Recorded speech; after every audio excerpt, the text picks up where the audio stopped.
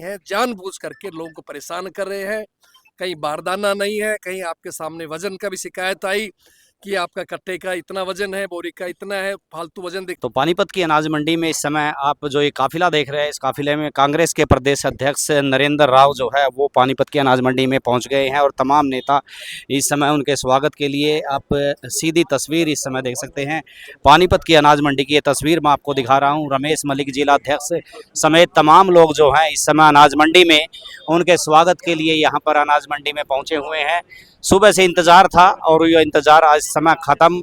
राव नरेंद्र सिंह जो है वहाँ लोगों से बातचीत करते हुए और इस समय अनाज मंडी में किसानों की समस्याओं को सुनेंगे और यहाँ पर कांग्रेस के नेता फिलहाल स्वागत करते हुए तमाम नेता इस समय यहाँ पर आज देख सकते हैं अनाज मंडी में पहुँचे हैं।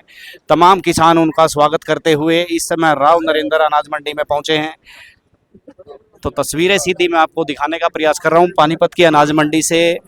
प्रदेश अध्यक्ष कांग्रेस राव नरेंद्र सिंह इस समय पहुंच चुके हैं और तमाम नेता जो हैं वो यहां पर उनके स्वागत के लिए स्वागत करते हुए इस समय देख सकते हैं आप पानीपत में प्रदेश अध्यक्ष का स्वागत। और किसानों की समस्या को लेकर सबसे बड़ी जो बात है वो किसानों की समस्या को लेकर इस समय पानीपत की अनाज मंडी में आए हैं। मंडियों में जाके किसान भाइयों से मिल करके, व्यापारी भाई आड़ती भाइयों से मिल करके उनकी समस्याओं को जाने और सरकार के सामने अपने विपक्ष के नाते उनके बात रखें। कल इसी उद्देश्य में हमारा दौरा तावड़ू और नूह के अंदर, मेवात जिले के अंदर मंडियों के अंदर था और वहाँ जाके हमने महसूस किया, आज पानीपत में भी दिखे, कुछ लोग मिले यहाँ भी, कि किसान 5-5, 7-7 दिनों से अपनी फसल लेकर के मंडियों में परेशान है। सरकार दावे करती है कि एमएसपी के ऊपर हम सब माल खरीदने को तैयार है, एक एक दाना खरीदेंगे, लेकिन जो तरीका सरकार ने दिया है, जो गेट पास का तरीका है, ट्रैक्टर लेकर के आओ, ट्रॉली लेकर के आओ, उस पर नंबर होने चाहिए। अगर किसी किसान के पास ट्रैक्टर नहीं है, किराए का लेके आता है, या मेरे इलाके में तो ऊँट गाड़ी चलती है, कहीं जोटा गाड़ी चलती है, तो बेचारा कहाँ से नंबर लेकर के आएगा? उसके ओटीपी लो, मोबाइल से फ़ोटो खींचो, को खुद किसान चल करके आए। अब मैं फ़ोटो देख रहा था, एक करनाल की गाय की थी, तो वो फ़ोटो के आपके सामने किसान भाई एडमिट था, पेशाब की थैली लटक रही थी और उसके बच्चे बेचारे गोदी में उठा करके उसको लेके आ रहे थे। तो बड़ा ही अफसोस की बात है। सरकार बड़े बड़े दावे करती है, ऊपर से उनके मंत्री महोदय बयान देते हैं कि इस बारिश से किसान को फ़ायदा हुआ है। अब आप समझ सकते हो किसान का बारिश में माल भीज रहा है। अभी हम पानीपत में थे तो बारिश की वजह से गीला हो गया सारा सामान। सोनीपत के अंदर था मैं, वहाँ भी गीला हुआ था। कल आश्चर्य होगा आपको पत्रकार साथियों को सुन करके कि जब हमने तावड़ू के अंदर जो मशीन देखी, जो नमी देखती है, उस नमी के अंदर सरकारी मशीन देखी तो उसमें 13.5 दिखा रहा था। वो माल किसान एक हफ्ते से, पर आस मोहम्मद नाम का किसान था, परेशान था एक हफ्ते से।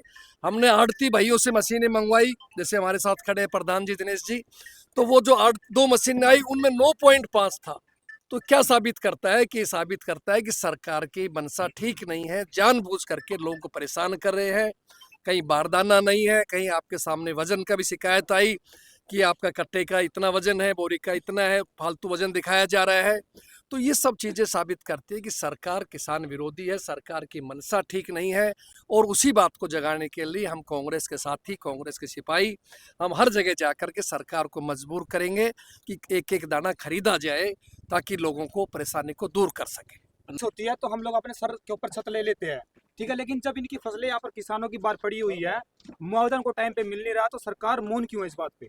देखिए, बेमौसमी वर्षा और ओलावृष्टि से जहाँ जहाँ नुकसान हुआ है, हम लोगों ने बराबर मांग की है। हमारे विधायकों ने, हमारे तमाम जितने साथी थे, विधायक दल के नेता श्री भूपेंद्र सिंह हुड्डा साहब ने, सबने विधानसभा में जोरदार तरीके से इस बात को उठाया है सरकार के सामने और मजबूर किया कि सरकार को मुआवजा देना चाहिए। हम भी आज के आपके माध्यम से मांग करते हैं कि इस बेमौसमी वर्षा और ओलावृष्टि जो नुकसान हुई उनको मुआवजा मिलना चाहिए। और पिछले की जो रकम 52 की बची हुई थी वो पैसा आज तक नहीं मिल पाया और एमएसपी के ऊपर किसान का माल बिना उसको तंग किए तुरंत खरीदना चाहिए, ये हमारी मांग। आगे आने वाली जो फसलें हैं, जो नुकसान अभी किसान का हुआ है, उसके ऊपर सब्सिडी मिलनी चाहिए, नहीं मिलनी चाहिए? बीज है या खाद है? बिल्कुल मिलनी चाहिए। किसान को खाद और बीज उपलब्ध भी होना चाहिए। इस सरकार के राज में पुलिस के साये के अंदर खाद मिलता है, बीज मिलता है, तो इसके शर्म की बात है। ये किसान विरोधी सरकार है, आप जानते हैं, गरीब विरोधी सरकार। बिल्कुल। भाई एडमिट था, पेशाब की थैली लटक रही थी और उसके बच्चे बेचारे गोदी में उठा करके उसको लेके आ रहे थे।